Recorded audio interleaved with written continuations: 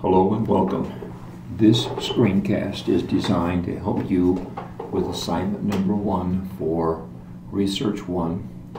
This is all about the assignment that's designed to help you select and critique research articles. In the view of this individual, this may be the single most important skill of this class. View with me the picture we're faced with today. You have unlimited access to all kinds of information at your fingertips. And I do too, and it's fun. It's a far cry from what past generations and groups have had to deal with. And I could fill you with old horror stories, but you don't need to hear those. The important thing, though, is to look at that's the upside, lots of availability. Here's the downside. All of this information that's out there is not verified. You can get access to information, but to make sense out of it and to determine if the information is any good, you're going to have to apply some very careful skills that help you determine the worth and to critique the uses of research information you're going to use. So this is what this is all about.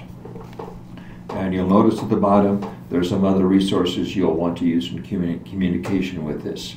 I've placed a small handout that's available on Moodle called Research Concepts Update. There are 2 research articles. I'm mentioning those because I'm going to practice on these research articles in relationship to this article. And there's also a good thing for you to ask if you want to get a good start on it. So, again, purpose is pretty clear. This is going to help you with this assignment. I think this is a pretty important assignment you need to deal with. So let's get cracking to see what we can do. We're going to start by looking very clearly at the questions that are provided on the rubric. Most of you know, have a head start, this is where you start up with all assignments. So look at the questions. You're going to look selectively at these articles and you're going to look for information to try to answer these questions. But before you think that there's a lot of shortcuts you can do, let me be very clear about this. Reading and critiquing good research is a labor-intensive job. So plan to set aside some time for my purposes. I'm not going to tell you how to do it, but I'll tell you how I have done it in the past. I make a paper copy of the article I want to critique. I get a marking tool and I really mark it up. Draw lines, write in the margins, underline things to try to make sense of what I'm trying to read. So be prepared to spend some time. Also, and these articles are a good demonstration of that process, you'll also notice there are a lot of graphs, tables, and appendix documents with most research studies. Read those carefully for details. You'll need them to do the process. So, there's a list of the questions, and that's where we're going to start. Let's look briefly at the article that's called Teen Employment. And this is an article that was actually written by this individual at about the turn of the century. Seems strange to do that right now. It was done in answer to a very simple question. A member of the Wichita Area Chamber of Commerce approached me and said, "Do we have any information about teen employment in the Wichita area?" Answer is we didn't, and so that started the ball rolling. So let's look at these questions in relationship to the way that you have to address this. If you were looking at this in terms of justification of why should you read this article, look at it in 2 ways. First of all, topical. Is the topic teen employment concerned with something that you're interested in? That would be one way to look at it. The other would be type of research. This is a survey research topic of a type designed to get some new information, which bleeds into the second question. What type of report is it? And by type of report, you need to ask the question, is this a report on actual research? Is this a summary of previous research studies? Or is this simply a discussion of what should be done in research? The clue to find out if it's really a research study is if you find lots of examples and illustrations and discussion of a process that was used to involve subject in the research to get actual data. Pretty clear that's a research report. I think you'll find what this is. The other thing you should look for is Let's look at methodology, because that'll also help you look at the type of research. So look for clues about subjects. Who was involved? How were they involved? Did they take a test? Did they answer a survey? Did somebody observe them? Those are all things that have to do with method and subjects. Treatment of data. So data is all about getting information from the study. So how did we deal with that question in this study? So what kind of data did we collect and how did we treat it? Did we provide some complex statistical tools, or is it a clear reporting? And then finally, what the reports tell you about it. So look very carefully, and that will be the one subject you'll want to get really detailed information about. Then finally, does it make sense, is a question you're going to have to answer for yourself. So first of all, is there a lot of hoodoo in there, a lot of voodoo, difficult things? Are the terms clear? Does it make sense that when you look at the beginning proposal for this is what we're going to collect information of, and then you look at the end and say, did they really try to collect it, and did they really collect that information? And what about your questions? Questions can be questions about methodology, about clarity, but also they can be retrospective questions. Now let's go on and look carefully at a couple of features, and I'm not going to cover this long, not going to take a long time. A couple of features about this. The main feature of the study is this is new data. Data did not exist before this time about teen employment in this particular area of country, Sedgwick County, Kansas, and there weren't many studies of this magnitude in the United States. I think I can make a case for the number of people involved in this is pretty far up there in terms of possibilities. So lots of subjects, new data, and another thing, look carefully at this, because if you look at this carefully, you will see there are actually 2 studies rather than 1 study. Year 1 went in, surveyed every high school kid in public and private schools in Sedgwick County, including urban, suburban, and rural country schools. Lots of subjects.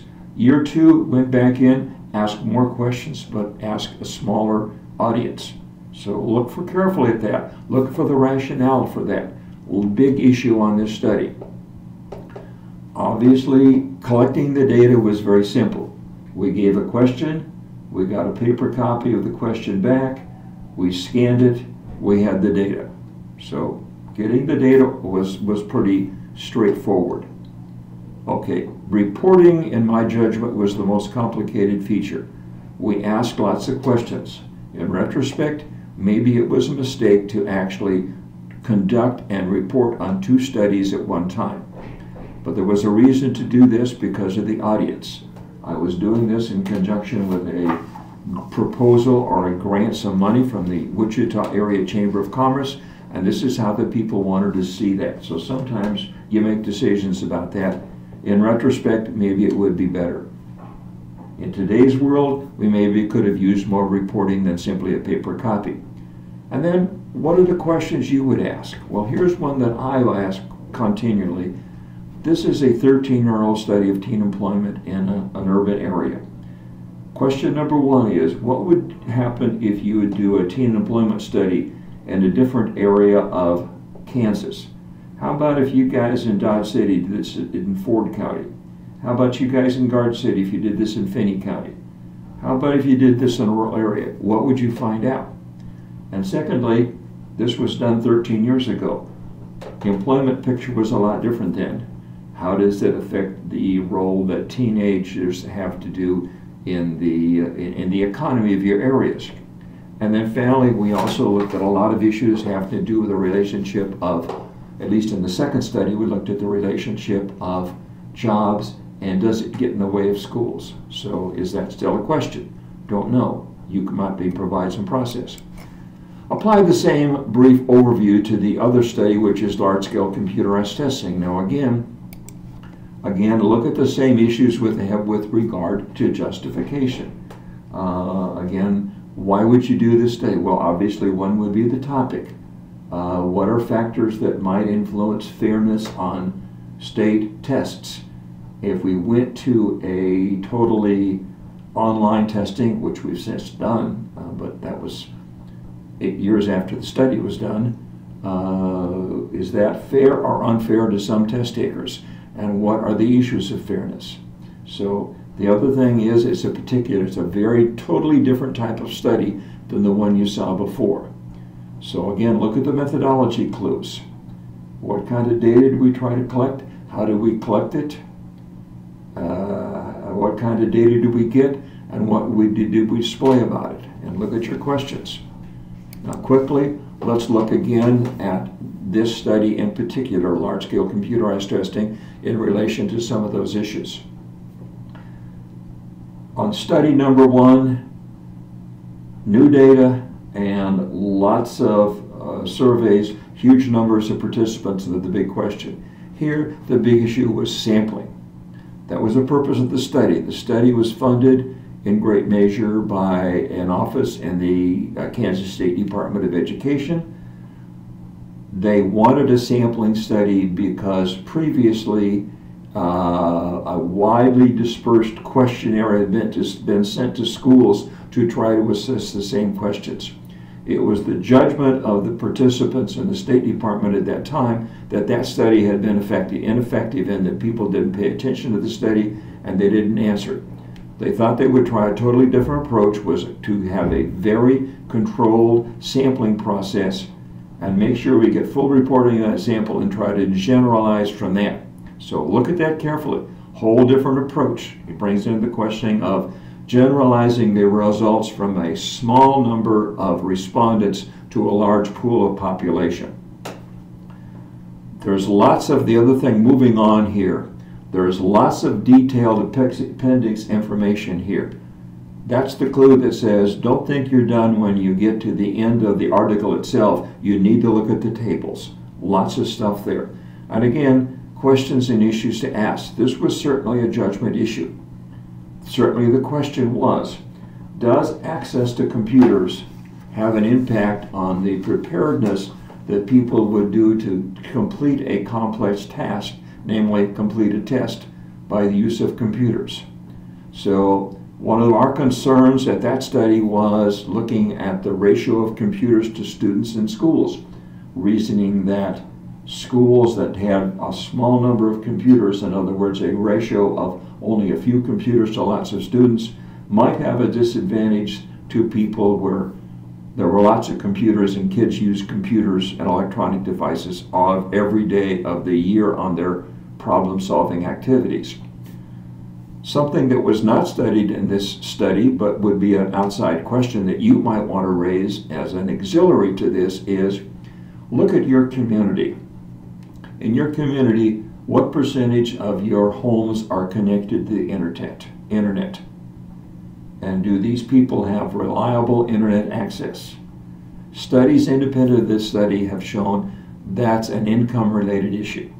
So middle-class, affluent families, it's almost a certainty they're going to have multiple computers in the home. They're all going to be connected. The kids are online. Their main concern is, should kids have computers in their rooms for private access?